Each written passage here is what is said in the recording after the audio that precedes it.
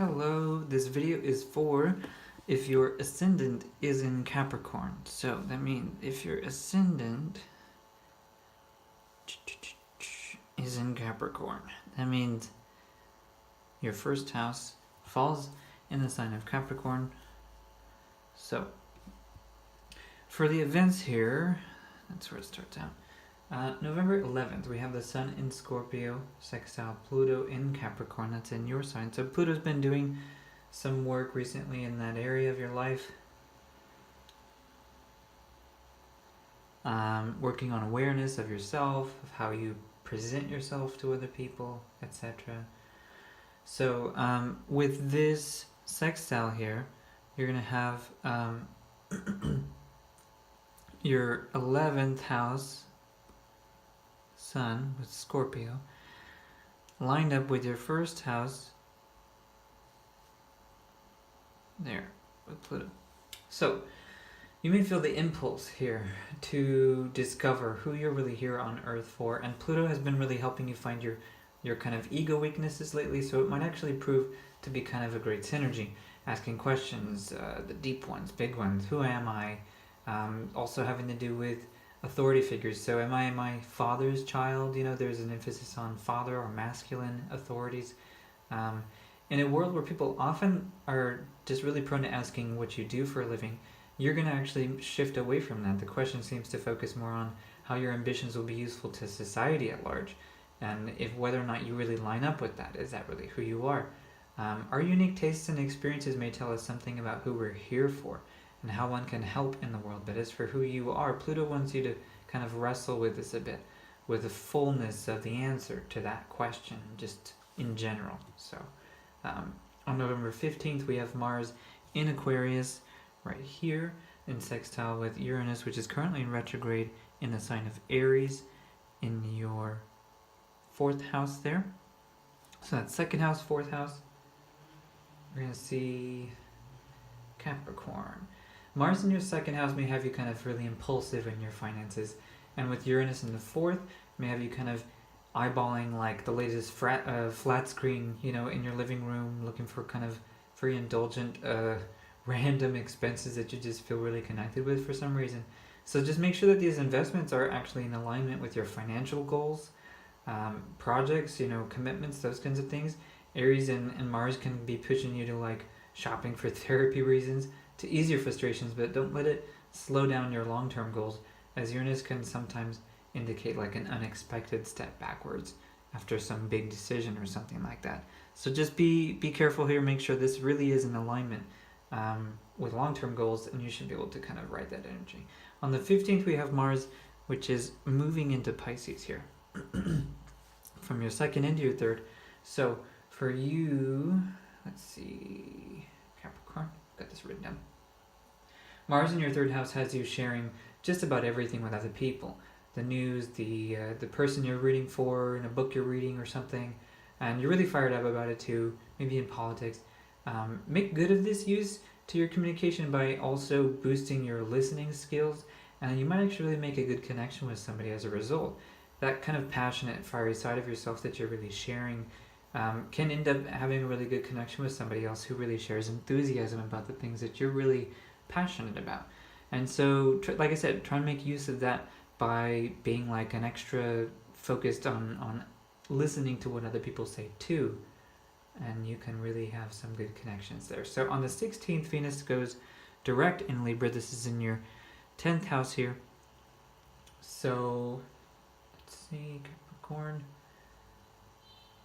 There we go. So your big plans, your ambitions, your biggest dreams that you have in life, these things you're trying to accomplish, these people you're trying to reach, maybe just like I said, just big dreams. This area of your life is getting some really special care and beautification, improvements aesthetically, kind of indulging in those things. You're having a chance to really, I don't know, reinvest something into like a business plan that you've been really trying to get off the ground, that kind of thing.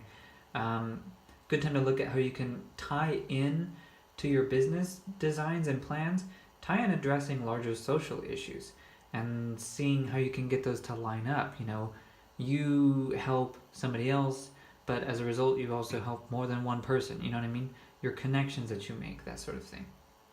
Your image, maybe talking about ecologically sustainable projects, that sort of thing. On the 16th, Mercury goes retrograde in Sagittarius, and that's in your 12th house. So we're feeling a lot of unconscious stuff being the focus here. So Capricorn, yeah, sudden lack of interest in the events and people around you may push you to spend some time with yourself. So don't be afraid of what comes up in journaling, meditations. This is some time to really dig through that stuff. Know that there's a tendency to pour over kind of old wounds and stories about yourself where things didn't go according to plan. So use this to help you uncover the truest and most meaningful desires in your heart. And don't forget to write them down or visualize your future using what you learned. So you're going to have this tendency to be okay spending a lot of time on your own in your thoughts. Carve out some time for yourself so this energy doesn't just kind of get frustrated, you know. So that's it for your transits. I'm going to pull a couple of readings just to see if there's any messages. Those are their Ascendant in Capricorn. Are there any messages from Spirit?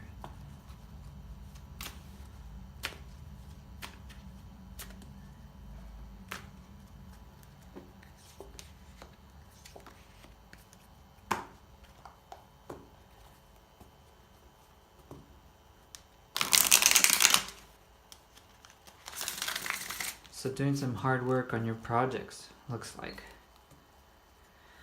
Got the wolf, which sometimes also means being a teacher, being a teacher of teachers, you know, really knowing how to do that kind of leadership, you know, positions where you have expertise, where you can help people grow. Also small businesses, I guess. There's also some associations there with being a good business planner, you know. Really grounding that desire into something profitable. Okay. Give me 1 second, I just want to see.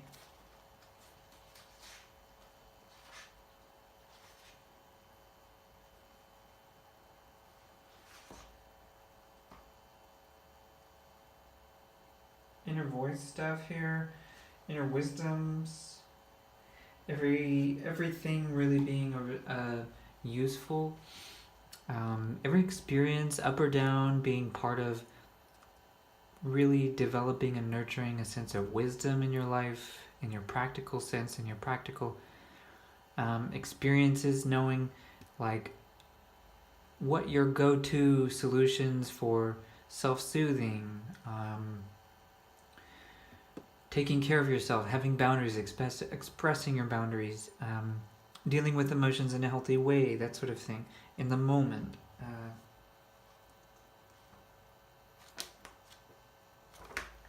Yeah, I'd say that's definitely part of the experience here. Yeah, devotion. I really get the sense. It's like saying like, don't want to make this sound like awful experience, but this is like really a time to be kind of like a very studious student of experience, you know, really taking advantage of these experiences in a very responsible way, that is really going to push you in that direction, learning how to kind of really be a mature adult, you know, something about that. Yeah, and this is talking about forgotten pasts, sorrowful legacy, inheritance, gifts. I say this really does have to do too with baggage, you know, something about baggage in your relationships coming up a lot. But this is a time to really learn from it. So this is a good experience. A lot of times this is healing. This is something that allows you to really move forward, some place you haven't been able to go before, being able to move forward, exercising a muscle and getting past some kind of obstacle you've been really grinding up against lately. So I hope this helps you the week. Feel free to give me some feedback. Let me know how this week goes for you. If your ascendant's in Capricorn, let me know what your sun sign is too. I'd love to hear some comments down here. I like to answer questions too about astrology. If you have questions about astrology in general, hit me up. I have my email down below. I also have my website where I do tarot readings. You can see how much I do my services for, and about my partner, also Rainbow Harmony. So have a good week. Peace.